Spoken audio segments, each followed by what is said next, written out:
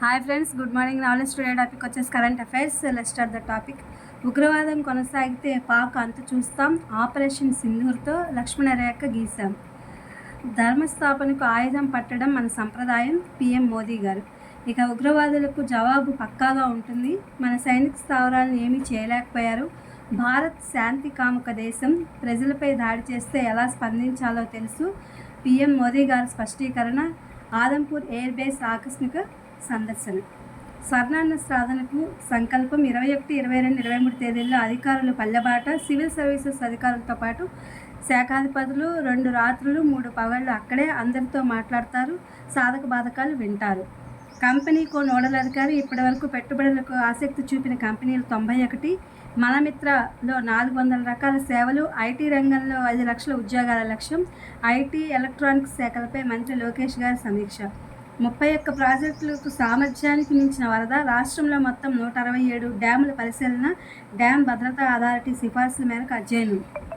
3 నెలల్లోగా ఏ ఆధారిత పన్నుల వ్యవస్థ. ఆదాయం పెంపునకు 30 ఏళ్ల ఫలితాల ఆధారంగా ప్రణాళికలు. అంతర్జాతీయంగా ఎర్రచందనం విక్రయాలపై కమిటీ. ఆదాయార్జన శాఖల సమీక్షలో సీఎం చంద్రబాబు నాయుడు గారు. తప్పిన వారు 100 లోపే. సిబిఎస్ఈ 10, 12 తరగతుల ఫలితాల్లో తెలుగు విద్యార్థుల సత్తా. అత్యధిక ఉత్తీర్ణతలో విజయవాడ రీజియన్ మనదే అగ్రస్థానం. 2 తరగతుల్లోనూ మన దేశంలో బాలికలదే పైచేయి. అండమాన్ను తాకిన నైరుతి. 27న కేరళకు రాక. ఇక ప్రభుత్వ పదవి చేపట్టను. జస్టిస్ సంజీవ్ ఖన్నా స్పష్టీకరణ. ప్రజల విశ్వాసాన్ని పొందేందుకు కష్టపడి పనిచేయడం మార్గం అని ఉద్బాధ. పదవీ విరమణ చేసిన సిజేఐ.